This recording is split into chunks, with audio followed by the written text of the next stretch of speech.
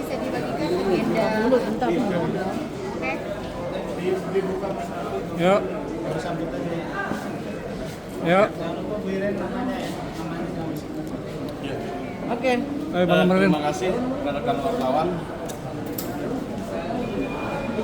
Ya, kami habis memasukkan surat ke Kabarreskrim yang ditujukan ke Kepala Kepolisian Republik Indonesia, Bapak Kapolri. Kemudian kita memasukkan surat juga ke Komisi 3 yang kita tujukan kepada Bapak Dr. Habibur Rahman berkaitan dengan ada upayanya kriminalisasi oleh penyidik Polres Metro Jakarta Utara. Nah, harapannya dengan kita bersurat ke dua pihak ini, karena sebelumnya kita sudah bersurat ke Irwasda Polda Metro dan belum ada jawaban yang memuaskan ya, makanya harapan kami karena ini berhubungan dengan tindak pidana yang menurut hemat kami tindak pidana yang diada-adakan, cenderung kriminalisasi atau bahkan kasusnya direkayasa.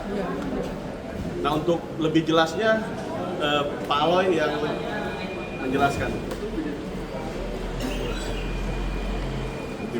Jadi berkaitan kegiatan hari ini dengan membuat pengaduan ke Komisi 3 agar tindak kriminalisasi dan tindakan yang dilakukan oleh Indonesia dalam merekayasa satu kasus tindak pidana ini dapat terungkap dengan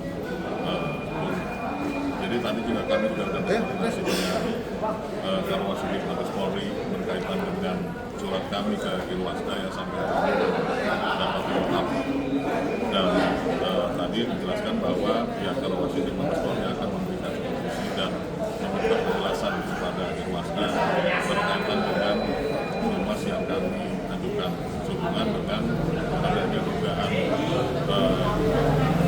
kriminalisasi berkaitan dengan penetapan tersangka dari direktur Nurdin. Jadi kenapa ini kami lakukan? Karena kami melihat penyidik Polres Jakarta Utara terlalu gegabah dan terlalu cepat untuk menentukan klien kami ini, Ibu Irenda Maulini sebagai tersangka tanpa dua alat bukti yang cukup menurut kami. Karena apa? Karena kami melihat dari saksi-saksi, dari bukti-bukti, dari barang-barang sitaan yang dimiliki oleh Polres Jakarta Utara, kami nilai tidak dapat membuktikan bahwa Ibu Irenda Maulini sendiri yang melakukan pengerusakan. Nah, oleh sebab itu maka kami minta keadilan dan penegakan hukum yang seluruh-seluruhnya.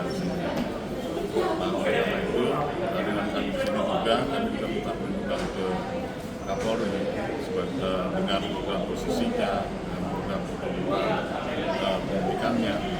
Kami minta untuk melakukan supervisi juga kepada Polres Jakarta Utara. Apakah dalam perkara yang dilakukan oleh Polres Jakarta Utara usia penyidik di Jakarta Utara sudah benar atau tidak?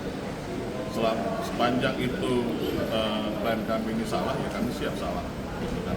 Cuma di sini penyidik harus bisa membuktikan dua alat bukti yang cukup untuk menyatakan bahwa klien kami ini bersalah. Dan kami juga berkoordinasi dengan Kejaksaan Jakarta Utara yang sampai hari ini, terhitung tanggal berapa ini, berkas pemeriksaan terhadap laporan polisi yang dilakukan oleh Dirjen Listrik itu belum diterima oleh Kejaksaan, baru hanya SPDP. Nah, pertanyaannya ini ada apa? Kenapa terlalu lama? Apa yang ditunggu? Bukannya berkasnya sudah lengkap? Segeralah dilimpah kalau benar bahwa penyidik Polres Jakarta Utara memiliki dua alat bukti yang cukup. Saya kira itu yang bisa saya sampaikan. Tapi tadi atau Sebelumnya kan dari pihak lalu sudah mempublikasikan ada video dan bukti-bukti lainnya, apakah itu? Video itu tidak bisa membuktikan apapun.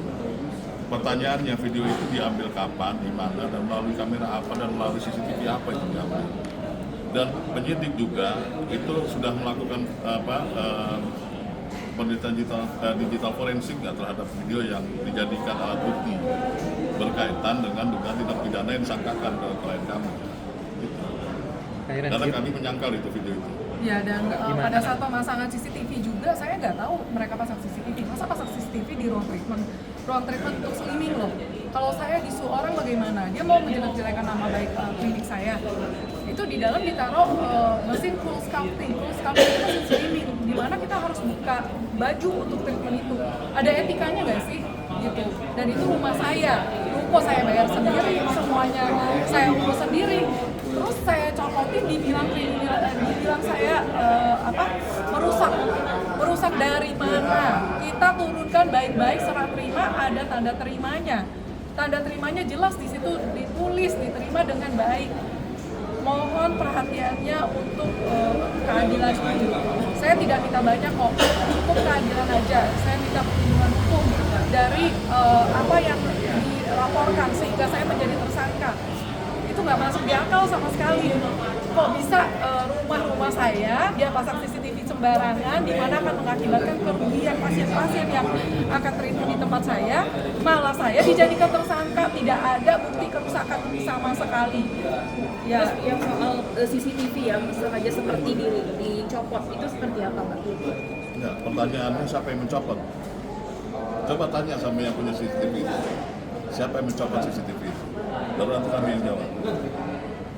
dan pasangnya ada izin nggak, ada ngomong nggak ke saya, punya etika nggak?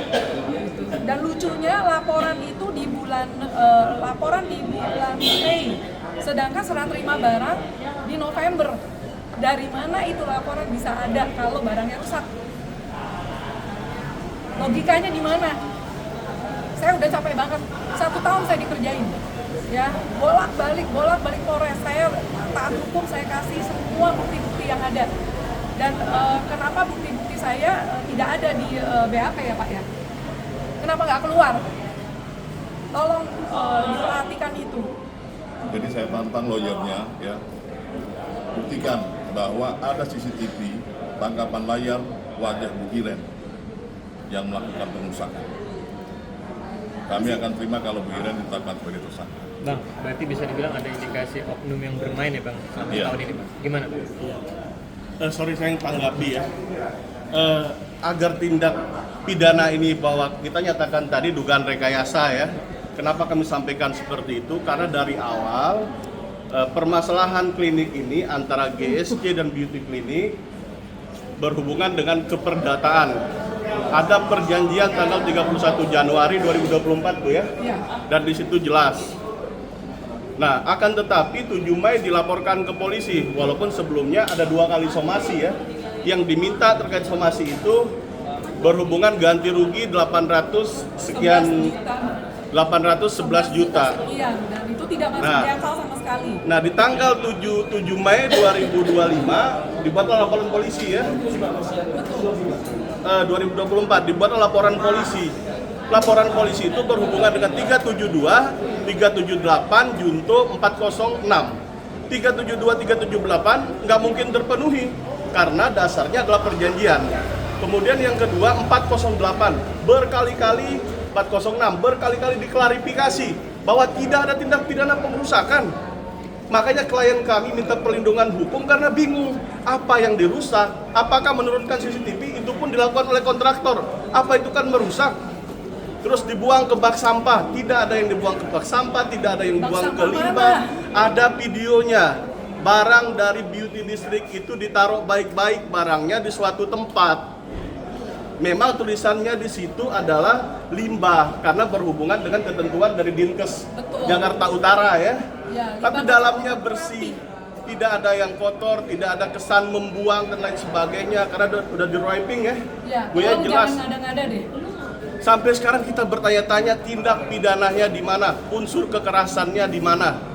Nah makanya kita berharap dengan kita melapor ke ke Kepala Kepolisian Republik Indonesia, ke Komisi 3, bahkan kita berharap kepada Bapak Presiden di tengah era reformasi loh masih ada proses-proses rekayasa kasus, padahal udah terbuka media semuanya ya, tapi masih ada hal seperti ini.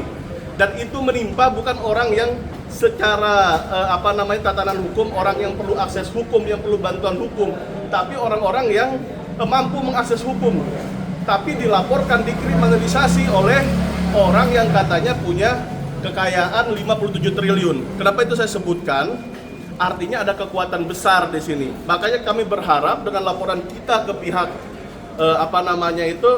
ke pihak Komisi 3, ke pihak kepala kepolisian, agar ini benar-benar jadi atensi, tidak ada lagi perkara seperti ini. Dan kita berharap di Komisi 3 itu cepat diadakan RDP, apalagi ini dalam konteks pembahasan KUHP.